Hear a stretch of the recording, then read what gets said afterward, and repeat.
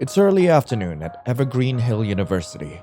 It's only first semester on the small campus, having moved here to attend the school. The town the college sits in is much smaller than your hometown. There's really only one main street, and the most interesting talking point with most students is a small creek that runs through the campus. It's lovingly called Trash Creek due to the large amount of furniture and trash that's dumped there.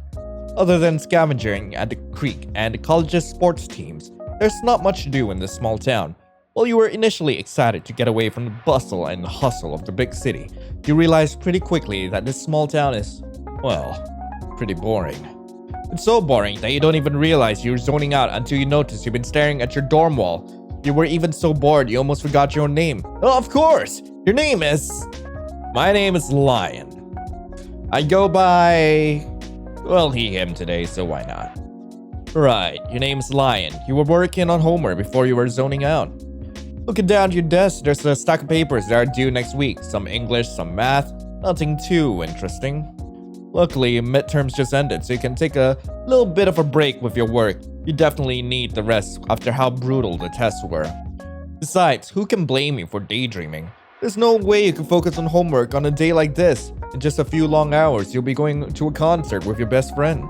Shortly after moving here, you bumped into a timid man on campus named Axel. He didn't seem to have many friends, and neither did you, so you took the chance and asked him to hang out. Turns out you have a lot in common. He's not the best at keeping up a conversation, but he's an amazing listener. For example, when you mentioned your favorite band was releasing a brand new album, Axel managed to snag 2 tickets to the closest concert. You've always wanted to see Bloodthirsty Love Affair live, and Axel's finally making your dream come true. It really surprised you. Tickets were extremely hard to come by now that the band was starting to become popular. Axel didn't seem to be a big crowds guy either. On days when he doesn't have classes, you never see him on campus or in town. Even so, he's nothing but extremely kind since you've met him. Inviting you to concerts with him has really solidified him in the top spot of being your best friend in a tiny town.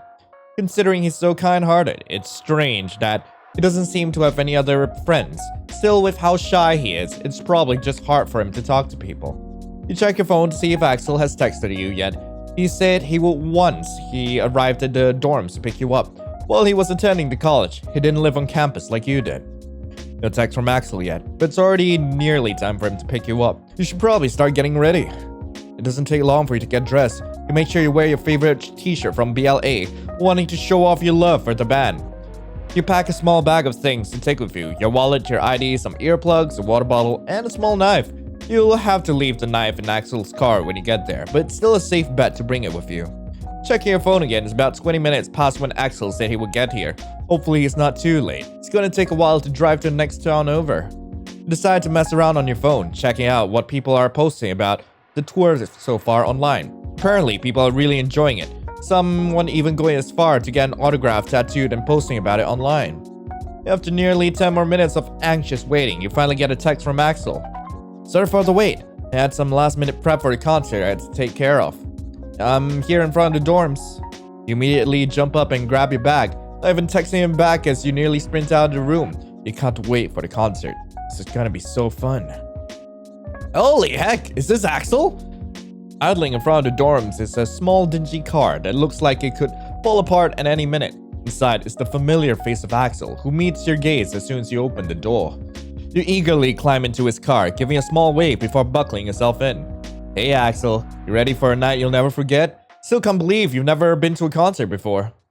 Axel puts the car into drive and begins to pull away from the campus, heading down the main road and towards the only way out of town. I'm really nervous, honestly, but this will definitely be a night I don't forget. Exactly. You really need to branch out, buddy. Who knows, if all goes well, maybe I can get his concert tickets next time. I can't even imagine how much these might have cost you. Axel seems hesitant to answer. Look at him closer, he almost looks more anxious than usual. It makes sense, seeing as he's not the greatest with people. He's really getting out of his comfort zone tonight, so no wonder he's so nervous. You reach out and put a hand on his shoulder, trying to calm him down. Hey, take a breath, Axel. It's just a concert. You're gonna be okay. Axel takes a breath at your request. It seems to help a little, so you pull your hand back away. I finally got a CD of Bloodthirsty Love Affair's new album. Should be in the center console, if you want to listen to it on the way there. You perk up at the offer, easily finding the CD and popping it into the car's CD player. The sweet cacophony of electric guitars and harsh drums quickly begin to fill the car. You can't help but tap your foot along to the beat, excited for a wild night raging along to music like this. Not only is Axel's car so old that it doesn't have a way to connect the phone to the radio, but Axel doesn't even have a phone with Bluetooth. When you first asked for his number, you were surprised when he pulled out an old flip phone. He's so old-fashioned sometimes, but then again, he does live out in the middle of nowhere. He told you before that he doesn't really use the internet very often, so why have a fancy phone? Besides, it's a little endearing that he makes his own mixtapes to play when you guys hang out. Sometimes you make him a CD as thanks for taking you to his concert.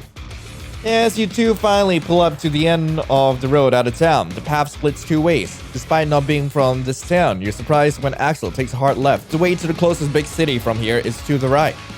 When heading back home for a weekend, you made the mistake of turning left once and nearly got lost in the woods. You were lucky to find your way out back then, since you easily lose your cell reception once out of town.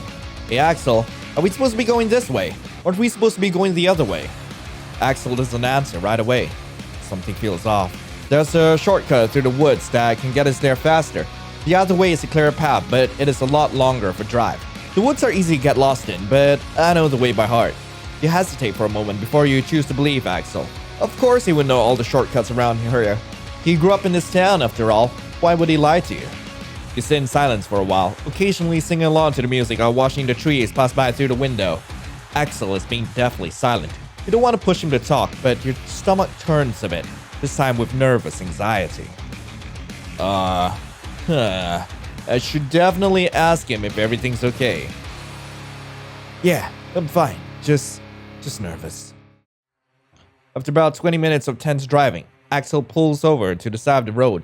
Your heart beats fast in your chest as he puts the car in park and turns off the engine, turning to face you. He opens his mouth to speak, but he doesn't say a word.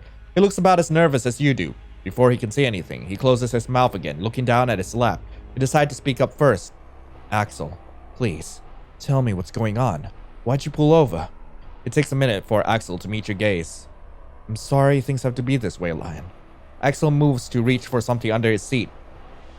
I will accept my fate! Death is what I deserve! Kill me! You're in the middle of nowhere with no idea how to get back to town, and you likely have no service on your phone. Whatever Axel's going to do to you, you doubt you can stop him. Your shoulders slump in defeat as you give up and accept your fate. You watch him pull out a little Ziploc bag with a rag inside it from under the seat. You really did trust him. Whatever you're going to do to me, please just don't hurt me, Axel. Axel only looks more upset at the mention of him hurting you. I don't want to hurt you. I'm just going to press this against your nose. That's all. It won't happen. It'll just make you feel really tired. A little dizzy, maybe. Just let it happen, okay? It's strange to hear him pleading with you like this. His voice sounds so strained, like he doesn't want to be doing this. It only makes your stomach turn more of unease. If I do, will you take me back to the dorms? Axel doesn't answer. He simply opens the bag, pulling out the rag and bringing it close to your face. It smells sweet, burns at your nostrils and makes you feel like gagging. Even if it smells rather pleasant, just like Axel said, you begin to feel dizzy. The world blurs around you as your eyes land on Axel's face. He looks. You pass out. You should finish that thought, fam! You wake up to an unfamiliar room. As you sit up, you immediately recognize that your clothes are different. Instead of your comfortable band t-shirt and skinny jeans, you're instead wearing something more stiff and uncomfortable.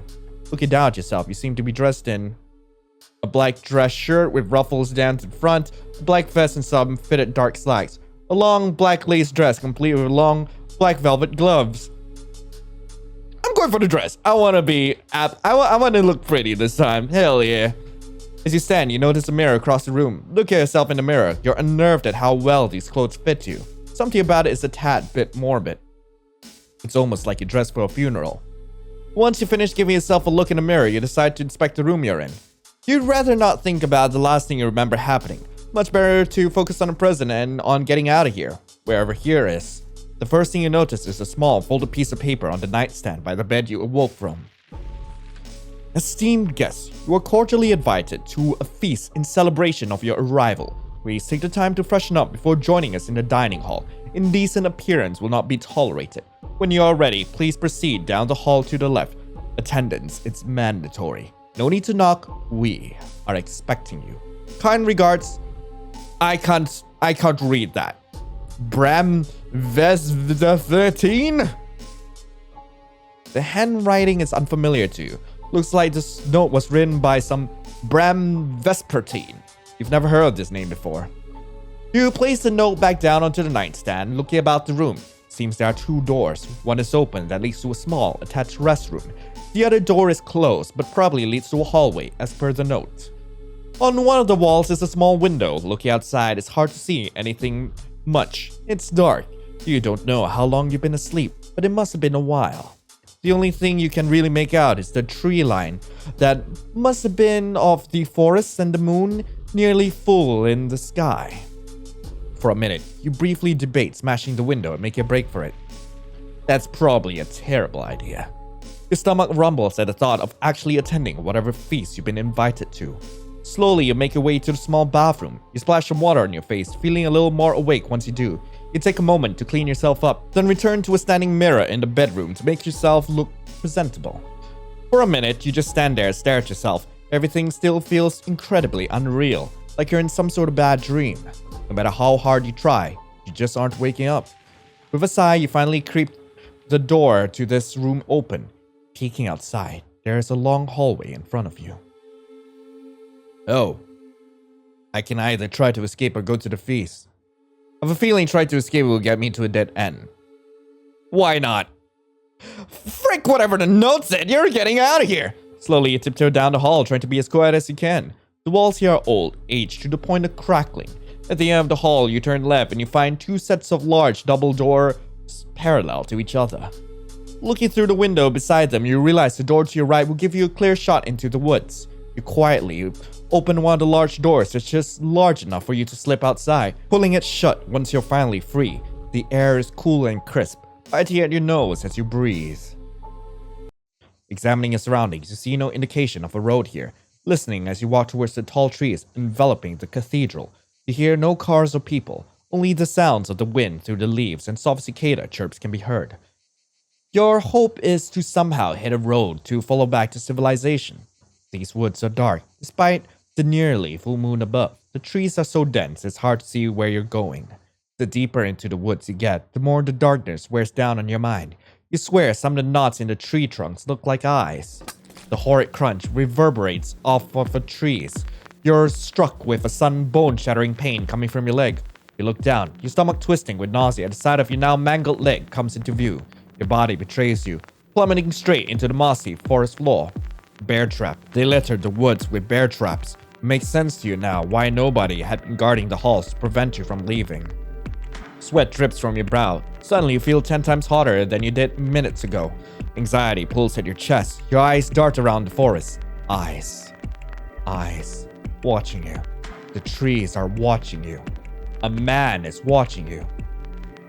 Standing at the edge of the tree line, he has a fistful of a much shorter person's hair and is dragging them helplessly towards you. Now, look who didn't show up to dinner. That's quite rude, you know. He tosses the shorter person to the ground with a hard thunk. What did I tell you, Dexter? That's the second one this year alone. You will watch the next one. Do not make me tell you another time, or you will lose privileges. The one called Dexter doesn't meet the man's cold glare. Instead, he's looking at you, a hand covering his mouth. You can tell by the look on his face that he feels sick. Bram, I'm sorry. We don't have to do this. We could just open a trap and let him go? No. I'm rather excited for this special feast tonight. A man kneels down to be at your level. He shoves the side of your head into the dirt, a hand tenderly caressing the afflicted leg, then lifts you to his mouth. He tastes your blood. I will savor you tonight. To your throat comes his mouth. You feel his lips kiss at the flesh below them. You watch as Dexter's face contorts into something comparable to dread, his body trembling, much like yours. Every last drop. Without second thought, you feel the large man's teeth sink straight into your throat. Your body gags. Hot tears spill down your cheeks. One of your hands come up to push him away, but he doesn't stop. Once your body no longer has the will to struggle, his teeth retract, and he begins to suck.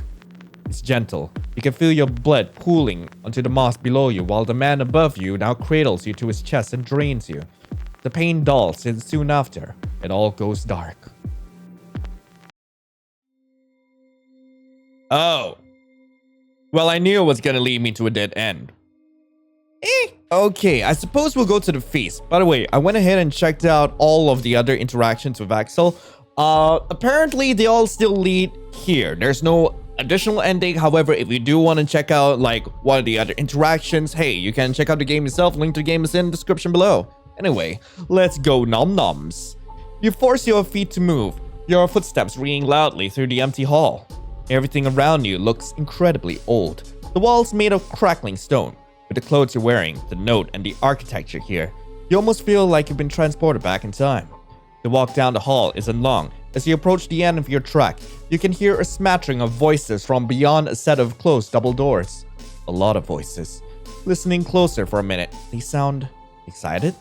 Your heart races in your chest as you debate making a break for it. After a moment standing still, frozen in indecision, you finally place your hands on the doors to push them open. The room goes silent as you enter. All around you are familiar faces. Worn out faces. I'm sorry. I'm so sorry. All around you are people of various ages, all dressed similarly to you as you stand in the doorway, trying to make sense of whatever this gathering of people is. The silence turns to hushed whispers. The new chosen is here. Can you imagine being in this place? One day, I hope the Seeker will choose me. You feel sick to your stomach. Words fail you as you feel all eyes watching your every move. Suddenly, someone stands from near the head of the long dining table. They begin to walk straight towards you. Hello, I'm Dexter. He, him pronouns. I'm sorry you have the misfortune of being here. Dexter, you are absolutely cute. I love that freaking dress you have on you. Holy heck, can I smooch you first? I don't care if you're all vampires. I'm gonna smooch every single one of you. I know this is really confusing to you. Come on, I'll take you to your seat. Before you can protest, Dexter turns around and begins to walk back towards the long center dining table. With so many eyes watching you, you don't think acting out will be the best idea right now. As you follow Dex, your eyes scan the room once again nervously. You notice two things immediately. First, there are 3 empty seats. One you assume is for you, one Dexter stood from, and one very ornate chair at the head of the table. You also notice a familiar face sitting across the table from what you assumed is your seat. Axel is refusing to look at you. You think he might be the only person in this room who isn't staring at you. You reach the end of the table and Dex gestures for you to sit. Taking the seat to your right, you stare daggers at Axel as you take your seat, trying to ignore the many hushed whispers coming from your left. Your own voice is hushed as you try to speak to him, trying not to draw more attention to yourself than you already have. Axel, what's... Before you can finish your question, a different door swings open to the room. The room grows eerily silent as another person you don't recognize enters the room. Ah, so our new chosen has finally arrived. Everyone give our new guest a warm welcome. The hall around you suddenly bursts into loud cheers and applause, only quieting down when the man raises his glass. My name is Bram Vespertine. I'm assuming you've read the note I left for you. He gestures to Axel with his free hand. You've already acquainted yourself with my son, Axel, yes? No need for pleasantries there, then. Next, he gestures to the man who led you to your seat. This is my dearest bride, Dex, the love of my eternal life. He gives you a look. I freaking love that Dex is the wife. Holy heck. Oh my god. I feel so blushy. He's like, can we share Dex? Bram, like, you are a looker yourself, but can we share Dex? Is that something we can do? So, I'm sure you're just dying to know where you are, why you are here. Would you like me to explain? Or your dear friend Axel? Axel looks extremely uncomfortable. Oh, Axel, you, or I don't care. I guess we'll go for you. I mean, heck, I wouldn't mind. Ah, I'm glad you asked. All that is going to happen here is a celebration of your sacrifice on behalf of our community's longevity. Isn't that right? Murmurs of agreement begin to stir behind you, silence turning once again to excitement. For you are the chosen martyr to give your life in order to protect ours. Under the light of the full moon, you will protect us all. Isn't it just the greatest honor to sacrifice yourself for the good of others? The many people around you begin to cheer in agreement, calling out in praise. What I would give to be in your place. You should be honored. I don't know why I'm giving them, like, freaking gremlin voices. Refuse to play along and stay silent. I'm gonna refuse to play along. Like, cause why not? Why the heck not? Because I have a feeling this might lead to the bad. I'm not sure which will lead to the bad end, but we're gonna go for both of these choices. So hey, I refuse to play along. You aren't going to go along with this. You stand from your seat, staring directly at the man at the end of the table. Screw this. This isn't funny anymore. I'm not playing along with a stupid joke or whatever this is. I want to go back home. I suggest you reconsider your language and your tone. This is supposed to be a celebration. Sit down. I refuse to sit. You refuse to sit down. Bram stands as well, scowling at you. He slowly stalks to stand next to you, looking you once over. Wrong answer. In one quick moment, two things happen. First, Bram throws his wine glass to the floor, shattering it instantly. His other hand suddenly grasps at your neck, squeezing tightly as he begins lifting you in the air. Is this all you got? Harder! Harder! You sputter and cough, struggling for breath. Your hand comes up to claw at his hand, but his grip does not waver. You want to ruin the celebration? Fine. No dinner for you then. Your eyes go wide as he begins to walk, carrying you by your neck and your neck alone. You continue to struggle, trying desperately to do anything to get air. Your vision begins to go hazy as you feel your lungs burning in your chest.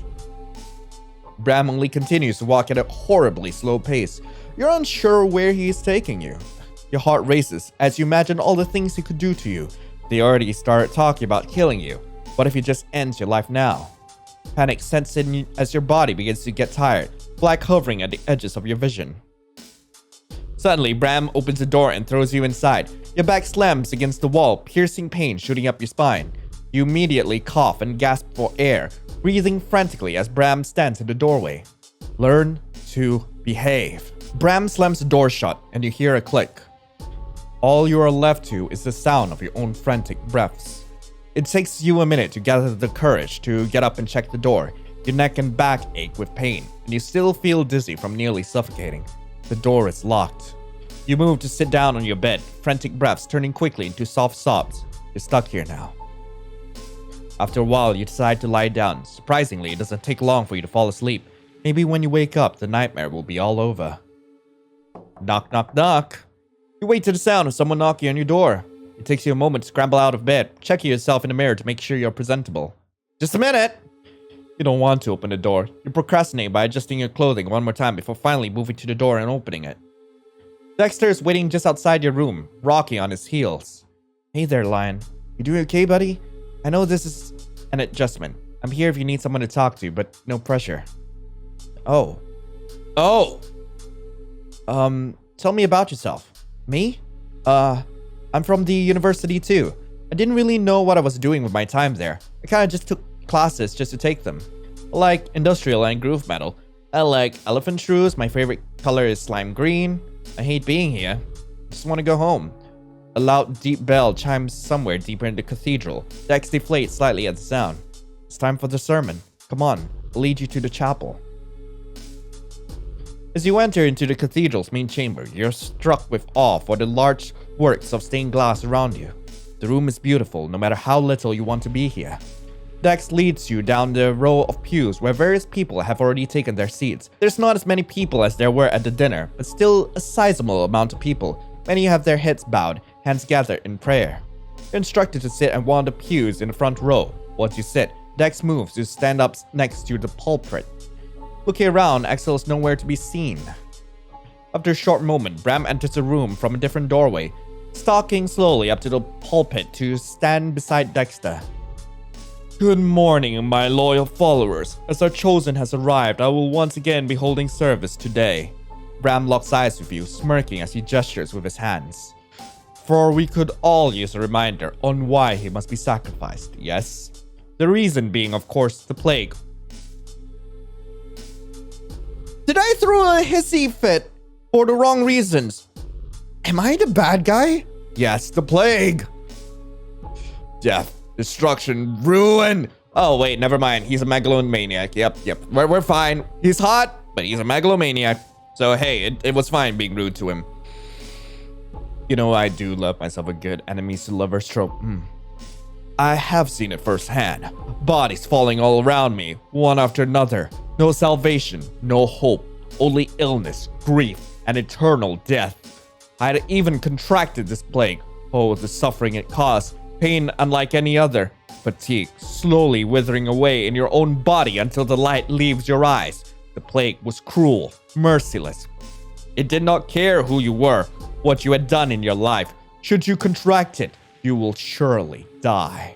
There I was, laying to die in this very cathedral, staring up at the full moon, withering, awaiting my own death. Yet, I did not die. Instead, I found salvation.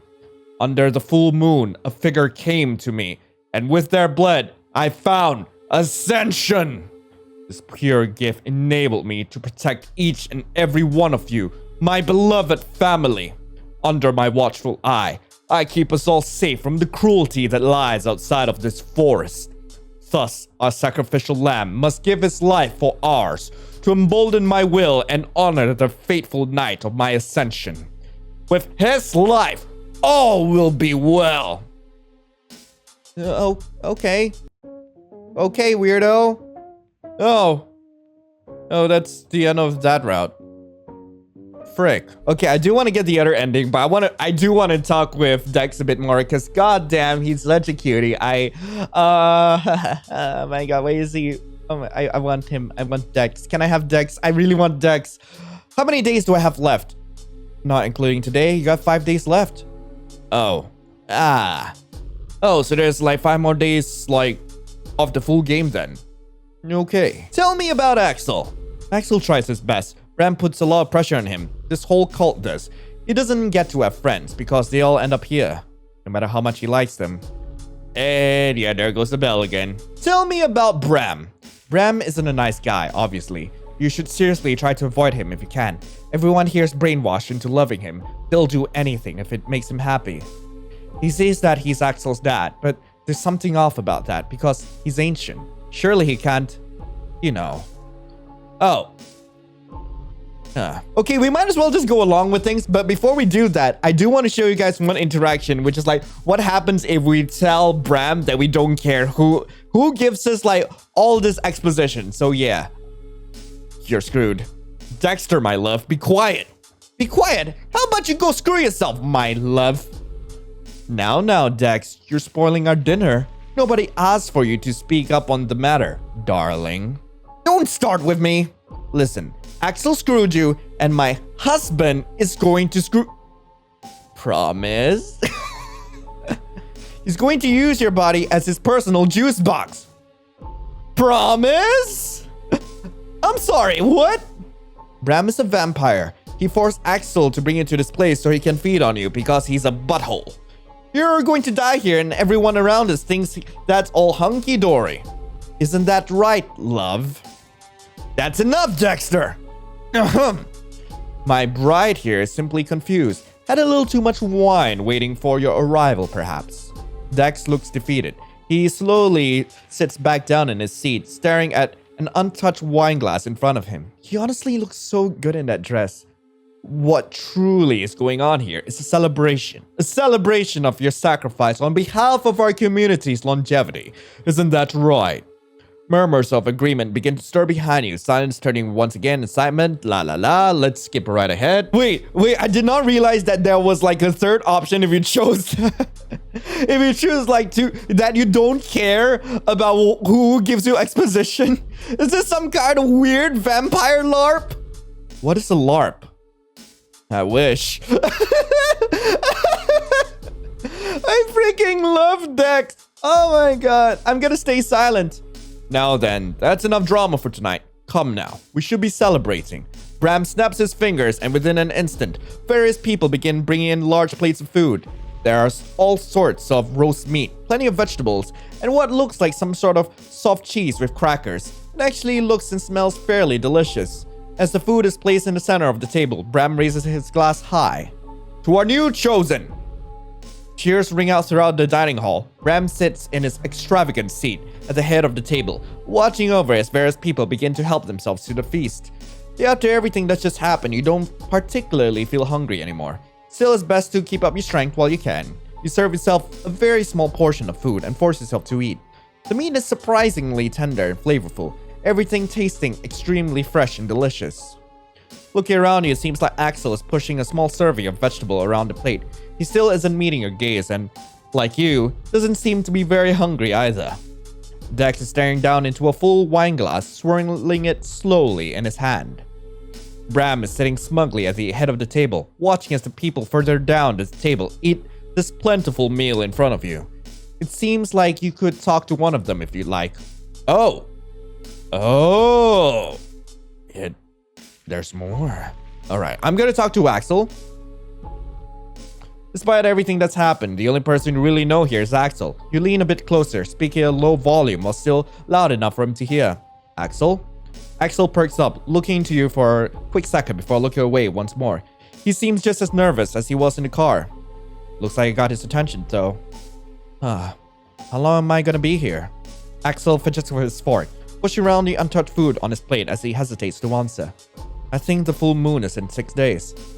On to that, the full moon, that's when Bram will. Axel trails off, returning to fidgeting with his food. 6 days? On one hand, you're glad you're not being kidnapped forever, but only 6 days until you're supposed to die? You need to get out of here. You're gonna need to take some quick thinking, but you'll need to think of something. What about a concert? Okay, here's the thing. So this game takes place in the same universe as Midterm Massacre, and I don't know what's up with, like, fans of this particular band getting into, like, tragic tragedies. I don't know what's up with that. Like, will we ever be able to go to this concert? I want to check out Bloodthirsty. I forgot the name of the band already. What about a concert? Axel looks even more heartbroken at the mention of the concert. I never even bought tickets. You just believe me. It was just a way to get you in my car. It stings how bluntly he's speaking to you. His voice sounds distraught, but his eyes are locked on his plate. Why bring you here if it's bringing him such distress? You can't make heads or tails of his reasoning. The one place he does keep glancing is at the head of the table, towards Bram. You get the feeling he can't speak freely right now. Why did you choose me? Axel's face grows a shade redder as you ask him why. That's, because you tried to be my friend. Bram seems to perk up at the end of the table at Axel's words. He seems pleased. I don't make friends, Lion. I find sacrifices. That's my role. That's what I'm good for. All that I cause by making friends is more suffering and pain. Axel glances up across the table for a moment, but he's not looking at you. Looking to your right, Dex looks like he's about to crush his wine glass with how hard he's gripping it. We'll have to ask about that later. You fall into an uncomfortable silence. That's probably enough talk for tonight. Man. After a few minutes, Axel is the first to stand from his seat at the table. He hasn't eaten anything, yet he still asks Bram to be excused. Slowly, more and more people begin to leave. About half the people at the table leave. You take the opportunity to leave as well. As you begin to stand, Bram notices and perks up once more. Leaving so soon? Please, if you are tired, go rest. You have the room I gifted you at your disposal. Relax while you can. Oh, don't even think about trying to leave. The woods are dangerous around here, you know. He gives a small wave of his fingers as you turn to leave. The walk back to the room you awoke in feels like it takes hours. The moment you enter the room, you turn to lock the door, only to find no lock on the inside. Great. With a sigh, you fall on your back onto the bed, staring up at the ceiling. There's too much to think about all at once. All you know is you have to find a way out of here. 6 days. 6 days and you will be killed. Sacrifice is something you don't know or understand. 6 days to plan your escape. 6 days to survive. You're already planning as you curl up in your blankets, your eyes falling shut. It takes a long time for your heart rate to slow, for your body to fall still and finally relax. Eventually, you manage to fall asleep. Alright, this time I'm gonna talk to Dex and let's see how this goes. Considering, like, Dex is my favorite freaking cutie, and if I could, like, I would elope with Dex. You don't particularly want to talk to Axel or Bram right now. The man sitting to your right seems nice enough, and is at least close enough that you can whisper. Dex seems to perk up as you speak to him, his gaze coming to meet yours. Hey, Dex, right? Yeah, what's up? How long am I going to be here? Dex's face falls, looking obviously saddened at the question. Oof, buddy. You're from the university, aren't you? They're always from the university. Well, hey, if you have student loans, you don't have to worry about them anymore. He pauses. After tonight, you have 6 days. It looks like Dex wants to say more, but he closes his mouth and glances towards the head of the table. Her eyes follow to where he's looking. Bram is listening intently to everything Dex is telling you. Dex glances back in your direction, giving you a look. So you're Bram's bride. Dex opens his mouth to answer you, but Bram cuts in before he can say a word. Aren't I just the luckiest to have someone so eternally young and beautiful as my bride? Dex has been my better half for about a year now. Isn't that right, my love? Dex looks very visibly irritated and annoyed at everything Bram is saying. For being his bride, Dex seems like he wants nothing to do with this man. I am not your bride, you troglodyte. I'm a cisgender man. I have a penis. And balls. Dexter, watch your language at the dinner table. This is your last warning. Dexter stays quiet, but a smug look on his face does not fade. That freaking smile. It should be freaking illegal. Dex, don't smile at me like that. So, how old are you? Dex looks uncomfortable. I was supposed to be 23. You feel uneasy. You fall into an uncomfortable silence. That's probably enough talk for tonight. Okay, we're going through the last bunch of interactions, which is to talk to Bram. Alright, let's see how this goes. Looking down the end of the table, Bram is smiling directly at you. It might be good to at least try and be friendly with the man directly threatening to kill you. Before he can speak up, Bram notices you staring back at him. Did you need something, my chosen? How long am I going to be here? Bram hums as he thinks, tapping a finger against his chin for a moment. I do believe the moon will be full on your 6th night here. 6 days, then you shall protect us. Protect you from what? Bram gives a small chuckle, smiling wide at your interest. Don't worry your sweet little head about that. Tomorrow I shall host a sermon where all will be revealed to you. For tonight, feast. Enjoy your time here, while you still can. A shudder runs down your spine. That wasn't the answer you were looking for. How old are you anyway? Bram gives a curt smile. He doesn't seem too affected by a question. You wonder how many people have asked him this question before you. It's been too long. The years just slipped past me now. A few centuries now, perhaps. Does it matter when I look this good? The man begins to twirl a strand of his hair around his finger. Is he flirting with you? Looking to your right. Dex looks like he's about to crush his wine glass with how hard he's gripping it. What if I wanted to be your wife instead? Bram's eyebrows raise in surprise, followed by a laugh that almost makes you regret asking. I'm sorry. What makes you special? You're just some nobody. Some random lowlife Axel found and brought to me for the sole reason of killing. If you'd like to become my bride, you'll have to truly impress me, my dear chosen. Dex is staring daggers at you. He isn't saying anything, but he clearly looks upset at your questioning. Oh, you fall into an uncomfortable silence. That's probably enough talk for tonight. And we're going to be skipping ahead to where we're going to get the final ending of this. Hi, so I know we got off on the wrong foot, but I just want to check in on you. Maybe answer some questions if you have any. I also have some advice for you. Get off of Bram's penis. I will kill you. I'm not screwing around. Trust me. It'd be way better that way than to be stuck with him forever. He's incapable of loving anyone other than himself, so don't get your hopes up. Why should I stay away from him? What makes you think I stay away from him? I could replace you as his bride. Oh god, I'm gonna go for the first option. Oh, you think you're so cute, don't you? Bram would never replace me. You're making yourself look stupid. You can't stop me. Excuse me? There's a long pause as Dex thinks. You know what? Try and get through that thick skull of yours is actually has me pretty hungry. I think I'll just claim you for myself and thank Bram for the takeout later. You feel the pressure first before you realize what's happening. Hands come around your throat, squeezing with an iron grasp. Underneath Dexter's palms, you're being crushed. Oh my, this is way too hot. Oh god. You feel your legs give out below you as Dexter presses his weight into you. Both of your bodies topple onto the cold floor of your not-so-familiar room. He straddles your waist, his hands never leaving your throat. The sides of your vision begin to darken as your body fights against him. The desperation for air soon turns to clouded thoughts. Right as you think it's about to be over, when your fingers turn numb and you can no longer hold your eyelids open, it feels as if warm shards of glass are shot straight into the side of your throat. Instinctively, you try to gasp, but Dexter isn't letting you breathe. He bit you and is now sucking at your throat viciously, as if you're the only thing he's ever wanted. You feel him panting against your neck as the last signs of life drain from your unmoving body. It's cold. I died, but it was so worth it. Oh, yeah. Anyway, that was the Ice Embrace. I really hope you guys enjoyed it. If you guys want to play this game for yourself, link to game will, of course, be in the description below. Oh my god. Oh, they're all so freaking cute and or hot. I love them. I love every single one of them. And though it was gruesome the way I died, well, actually, it was kind of hot because, to be fair, vampires were probably one of my first kinks. Man, I absolutely adore it. But anyway, I hope you guys have a lovely rest of the day. And of course, I will be seeing you in the next video. This is Lion, signing off. Ciao.